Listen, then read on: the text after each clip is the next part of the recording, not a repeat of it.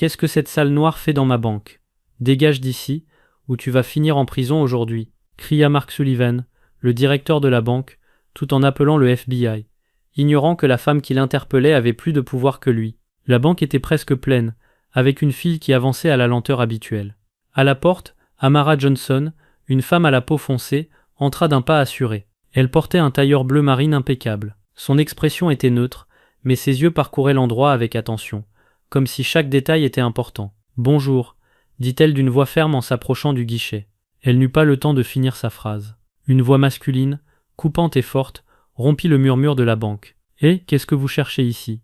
C'était Mark Sullivan, le directeur. Il avait le genre de sourire qui n'en était pas un, mais un avertissement. Il marchait rapidement vers elle, les sourcils froncés et la main levée. Amara le regarda sans comprendre. « Pardon, vous vous adressez à moi ? » »« Oui, à vous, » répondit-il, la jaugeant de haut en bas. « Qu'est-ce que vous faites ici ?» L'atmosphère changea. Le garde de sécurité, un homme jeune, fit un pas en avant. « Je viens effectuer une transaction, » répondit Amara en gardant son calme. Mark renifla. « Transaction, bien sûr. Et avec quel compte, madame ?» Son ton était lourd, avec une pause qui n'était pas un hasard. Amara sortit une chemise de documents. « Avec celui-ci » dit-elle en la lui tendant.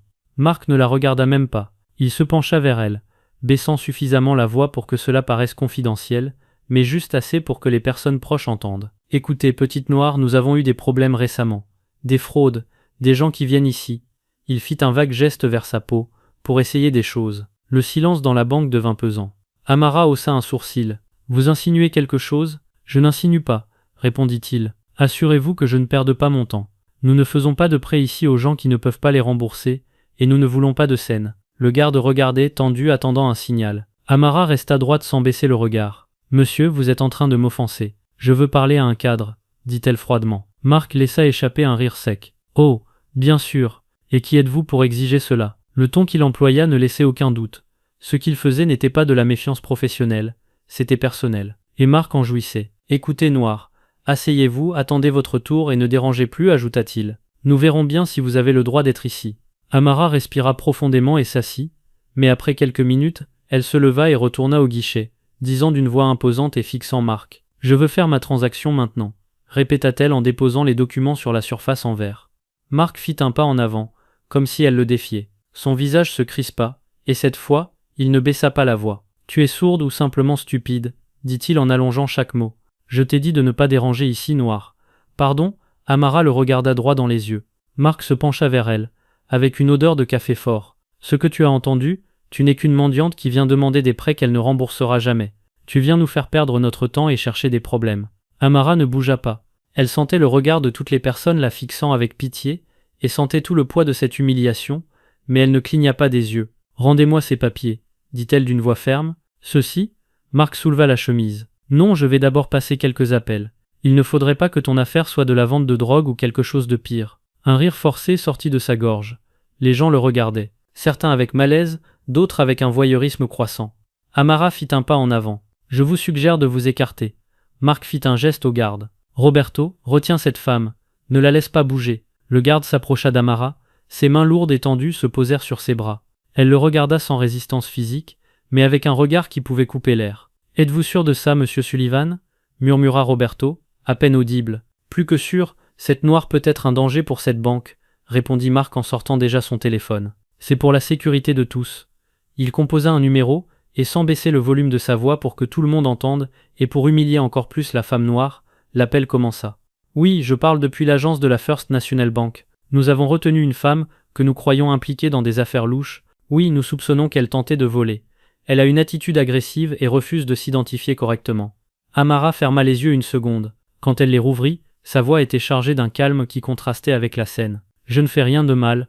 Tout ce que je voulais, c'était effectuer ma transaction. » Mark laissa échapper un rire sec, le téléphone toujours collé à son oreille. « C'est ce que tout le monde dit jusqu'à ce qu'on les prenne. » La pression des mains de Roberto sur ses bras était ferme, comme s'il retenait une criminelle dangereuse. Les gens dans la file ne savaient pas quoi faire. Certains évitaient de regarder, d'autres observaient avec une curiosité morbide. « Pourquoi me traitez-vous comme ça ?» demanda-t-elle, le regardant droit. « Parce que je suis différente. » Mark fit un geste moqueur comme si la question était ridicule. « Je te traite comme ça parce que c'est le traitement que les gens comme toi méritent. » Le garde déglutit, mal à l'aise. Amara le regarda et dit, plus pour lui que pour Mark, « C'est du racisme, c'est de l'injustice, et vous le savez. Le silence dans la salle était presque insupportable. On n'entendait que la voix de Marc donnant plus de détails à son interlocuteur, exagérant chaque mot comme s'il décrivait un vrai crime. « Oui, venez vite, dit-il avant de raccrocher. Ne vous inquiétez pas, je la tiens. » Amara, toujours retenu, ne le quitta pas des yeux. Quelque chose dans sa posture disait que l'histoire était loin d'être terminée. Marc, le téléphone déjà rangé dans sa poche, se tourna vers le public comme s'il donnait un discours. « Regardez bien tous, » éleva-t-il la voix, s'assurant que même le couple du fond pouvait l'entendre. « Le rat que nous avons attrapé aujourd'hui. » Certains clients baissèrent les yeux, mal à l'aise, d'autres restèrent immobiles comme s'ils assistaient à un spectacle. « Vous savez, » continua-t-il en faisant les 100 pas devant Amara, toujours retenu par le garde, « cette banque est sûre. Ici votre argent est en sécurité, car nous ne permettons pas à la racaille de s'en tirer. » Il s'arrêta devant elle, si près que son ombre la recouvrait entièrement. « Ceci, » dit-il en la pointant du doigt, le déplaçant de haut en bas, « voilà ce qui arrive aux rats venus d'Afrique, qui croient pouvoir venir me voler. » Un murmure parcourut le hall. L'humiliation était publique, délibérée. Amara sentait les regards sur sa peau comme des lames. Marc pencha la tête vers elle, avec un sourire empoisonné. « Tu sais quel est ton problème ?» murmura-t-il assez fort pour que tout le monde entende. « Tu ne sais pas à qui tu t'attaques, et quand ils arriveront, tu vas regretter d'avoir mis les pieds ici. » Amara soutint son regard, sans céder d'un pouce. « Le problème n'est pas le mien, » répondit-elle calmement, « il est le vôtre, et vous allez le découvrir très bientôt. » L'atmosphère devint irrespirable. La tension flottait dans l'air comme un orage sur le point d'éclater.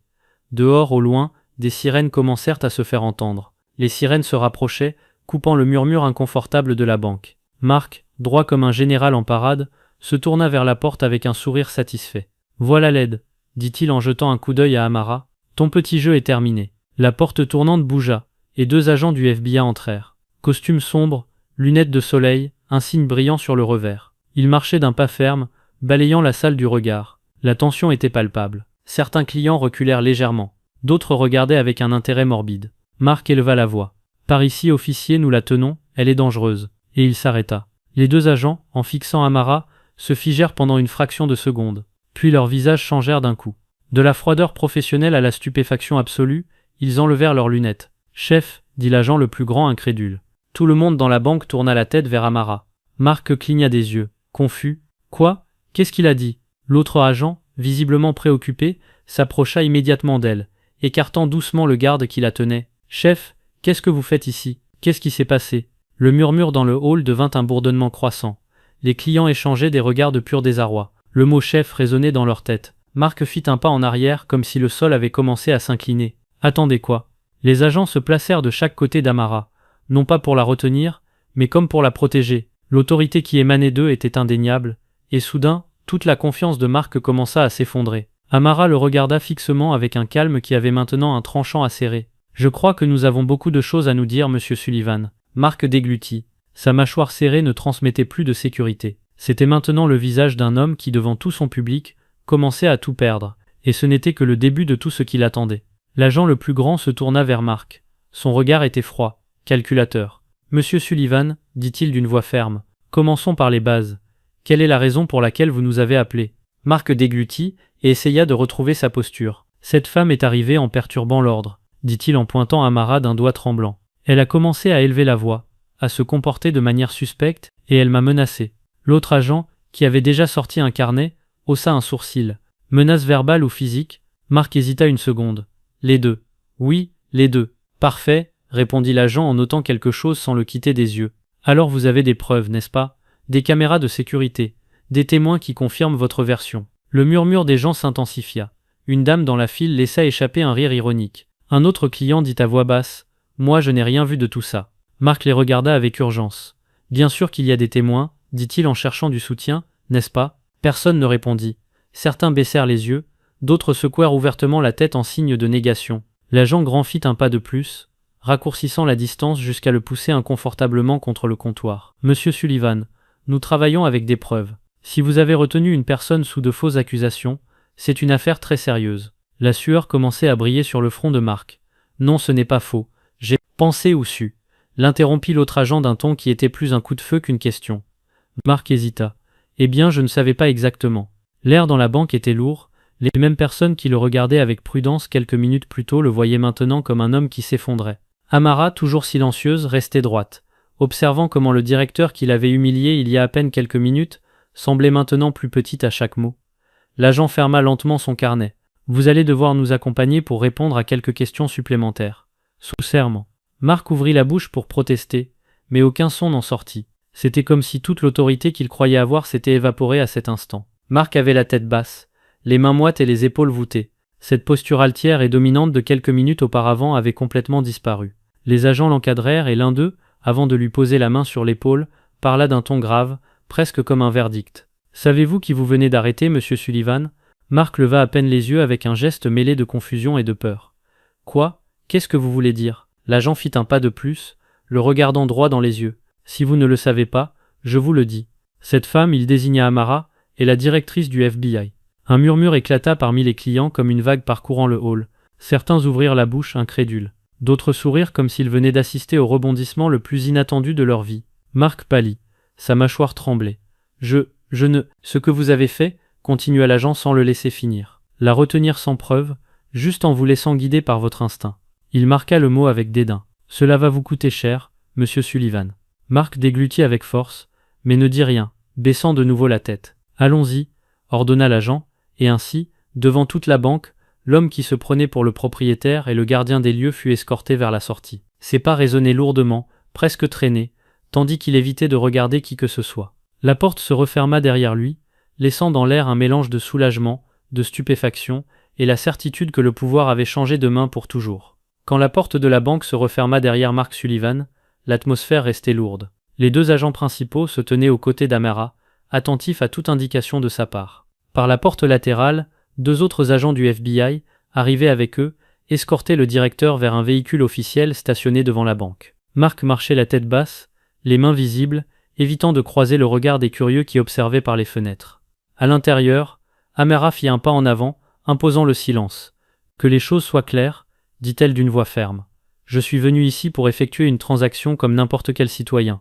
Je n'ai commis aucun crime, je n'ai menacé personne, et pourtant j'ai été humilié, retenu et faussement accusé. » Ces paroles résonnèrent contre les murs du hall, certains clients baissèrent les yeux, d'autres ne pouvaient la quitter des yeux.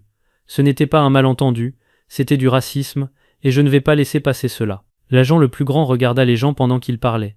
Monsieur Sullivan est en cours de transfert pour être interrogé, il fait face à des accusations de détention illégale, de fausses déclarations et de conduite discriminatoire. Un murmure parcourut la salle. La nouvelle que l'homme qui se croyait intouchable quelques minutes auparavant faisait maintenant face à de véritables accusations laissa tout le monde sans voix. Amara prit ses documents sur le comptoir. « Merci de votre temps », dit-elle aux employés. Sa voix était sans colère, mais chargée d'autorité. « Rappelez-vous que le vrai pouvoir est de faire ce qui est juste, pas d'humilier les autres. » Quelques heures plus tard, dans une salle d'interrogatoire froide, Mark Sullivan était assis devant une table métallique. Ses mains tremblaient légèrement. Devant lui, un agent du FBI feuilletait un épais dossier. « Monsieur Sullivan, » commença l'agent, « nous avons examiné les enregistrements des caméras de la banque et les témoignages des clients. Aucun ne soutient votre version. Il n'y a eu aucune menace, aucune perturbation de l'ordre, seulement vous agissant sans preuve et retenant illégalement la directrice du FBI. Et non seulement parce qu'elle est la directrice, je vous rappelle que l'on ne peut pas arrêter une personne sans raison. C'est un crime. » Mark tenta de se justifier. « J'ai pensé que je protégeais la banque. » « Non, » l'interrompit l'agent. « Vous faisiez de la discrimination, et vous l'avez fait devant des dizaines de témoins. » La salle devint silencieuse. Le poids de l'accusation semblait l'écraser. Le lendemain, la nouvelle était dans tous les médias. Directeur de banque arrêté pour détention illégale et conduite discriminatoire contre la directrice du FBI. La banque émit un communiqué urgent annonçant que Mark Sullivan était licencié avec effet immédiat. Sa carrière dans le secteur financier était détruite. Un juge lui imposa une caution élevée pour être libéré en attendant son procès. La payer le laissa pratiquement ruiné. De plus, il faisait face à des poursuites civiles pour dommages et intérêts. Dans son quartier, certains le regardaient avec mépris, d'autres lui tournaient simplement le dos. Le pouvoir et le respect qu'il croyait avoir s'étaient évaporés, remplacés par une réputation à jamais ternie. Pendant ce temps, Amara Johnson poursuivait son travail à la tête du FBI, plus déterminée que jamais à affronter l'injustice, sachant que ce jour-là, dans cette banque, elle avait démontré que la véritable autorité n'a pas besoin de crier pour se faire entendre. C'est ainsi que l'homme qui un jour se crut invincible finit par apprendre que lorsque le pouvoir est utilisé pour humilier, tôt ou tard, il se retourne contre vous. Si cette vidéo vous a plu, vous devez voir cette autre où il l'arrête pour ne pas avoir de pièce d'identité. Il ne savait pas qui était son mari. Cliquez maintenant, et on se retrouve là-bas. Nous voulons aussi savoir d'où vous nous regardez. Laissez-nous un commentaire en mentionnant votre pays. N'oubliez pas de vous abonner et de laisser votre j'aime.